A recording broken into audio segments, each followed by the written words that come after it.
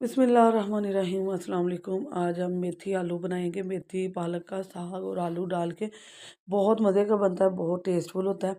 तो उसके लिए हमने मेथी और पालक को बॉयल कर लिया है। जहाँ प्याज और सब्ज़ मिर्च को हमने कर लिया रोस्ट ऑयल में, और फिर सुरख मिर्च हल्दी नमक डाल के हमने इसकी अच्छी से बनाई की, और इसके साथ ही हमने आलू डाले और इसकी बुनाई कर ली।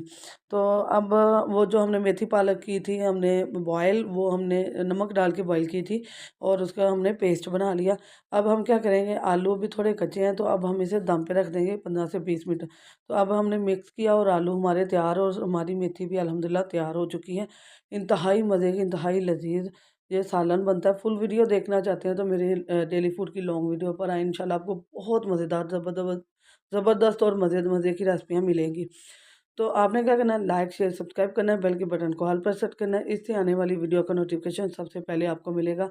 जल्द सा जल्द बनाने के लिए ये वाला